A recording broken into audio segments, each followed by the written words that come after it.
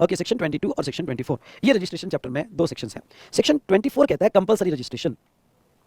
आपको याद होगा तो कंपलसरी रजिस्ट्रेशन यानी कुछ लोगों को इररिस्पेक्टिव ऑफ थ्रेशोल्ड उनको कंपलसरी रजिस्ट्रेशन लेना ही पड़ेगा, उनके पास दूसरा कोई ऑप्शन नहीं होगा, उनको कंपलसरी रजिस्ट्रेशन लेना ही पड़ेगा।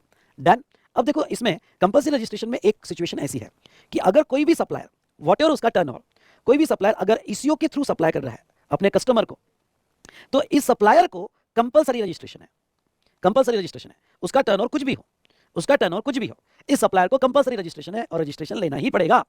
ठीक है, लेकिन इसमें दो एक्सेप्शंस हैं, इसके कुछ एक्सेप्शंस हैं। अब एक्सेप्शंस यानी क्या? अब जो एक्सेप्शंस मैं पढ़ाने वाला हूं, अगर वो सप्लायर ईसीओ के थ्रू सप्लाई करते हैं, जो यहां पे टीसीएस कलेक्ट करेंगे, वो सप्लायर अगर ईसीओ के थ्रू सप्लाई करेंगे जो टीसीएस कलेक्ट करते हैं, तो ऐसे सिचुएशन में ध्यान सुनना, उनको कंपलसरी रजिस्ट्रेशन लेने की जरूरत नहीं है। ओके, वो एलिजिबल फॉर थ्रेशोल्ड है, एलिजिबल फॉर थ्रेशोल्ड है, और आपका जो भी थ्रेशोल्ड होगा 10 लाख 20 लाख या 40 लाख जो भी आपका थ्रेशोल्ड है उसके लिए वो एलिजिबल है। तो दो एक्सेप्शन है। पहला, सप्लायर ऑफ सर्विस, अगर आप सर्विस के सप्लायर हो तो आप ईसीओ के थ्रू जो आपका टीसीएस कट करता है उसके थ्रू सप्लाई कर सकते हो, सप्लायर ऑफ सर्विस हो, आपको कंपलसरी रजिस्ट्रेशन करने की जरूरत नहीं है, आपको बेसिक थ्रेशोल्ड 20 लाख का मिल जाएगा। ओके, सप्लायर ऑफ सर्विस है। हाँ, और वो केस में आपका टीसीएस भी नहीं कटेगा, क्यों टीसीएस भी नहीं करेगा? क्योंकि आप अनरजिस्टर्ड हो। और दूसरा अभी एक अमेंडेड उन्हें ऐड किया और वो है सप्लाई ऑफ गुड्स।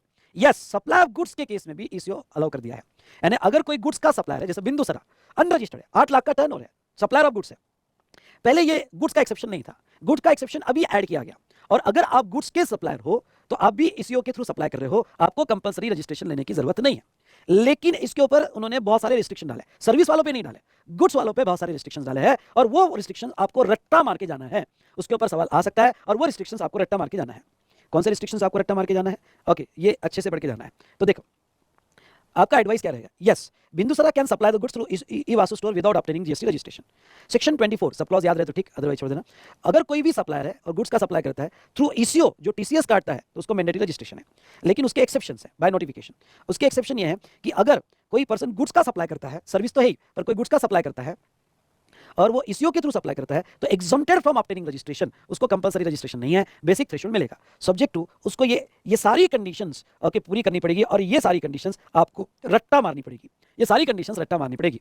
कौन सी? Such person shall not make a interstate supply of goods, यानी जो बिंदुसरा है वो ठीक है रजिस्ट्रेशन नहीं लिया तभी चलेगा, उसका टीसीएस भी नहीं कटेगा, ईसीओ के थ्रू दे रहा है तभी चलेगा, लेकिन उसको उसने ये जो है अपना जो सप्लाई है, उसका खुद का जो सप्लाई है वो इंटरस्टेट कहीं नहीं करना चाहिए। दूसरा, सच person shall not make a supply of goods through eco more than one state, मतलब क्या? ईसीओ के थ्रू भी जो सप्लाई कर रहा है वो भी इंट्रा ही होना चाहिए, इंटरस्टेट नहीं होना चाहिए, मतलब उसका खुद का सप्लाई और ईसीओ के थ्रू किया हुआ सप्लाई भी इंट्रा ही होना चाहिए। तीसरा, such person shall required to have PAN, उसके पास पैन होना चाहिए।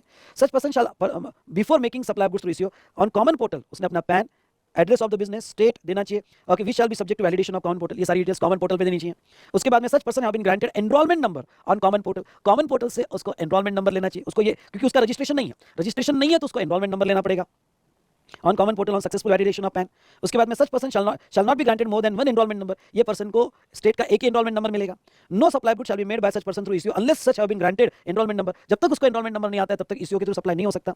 And where such person subsequently granted registration, जैसे उसका थ्रेशोल्ड क्रॉस हो जाएगा, 20 लाख खत्म हो जाएगा, उसको रजिस्ट्रेशन मिल जाएगा, उसके बाद में एनरोलमेंट नंबर, उसके रजिस्ट्रेशन आने के बाद एनरोलमेंट नंबर ऑटोमेटिकली इनइफेक्टिव हो जाएगा। अगर वो सारी कंडीशंस फुलफिल करता है तो वो यहाँ पे ईसीओ के थ्रू सप्लाई कर सकता है। ये समझा क्या बेटा? ए समझा क्या? ए समझा होगा तो फटाफट ए टाइप करो, ये समझाओगा तो फटाफट ए टाइप करो। B, discuss the GST implication in case of बिंदुसरा supplies the goods through electronic commerce platform, जहां तक है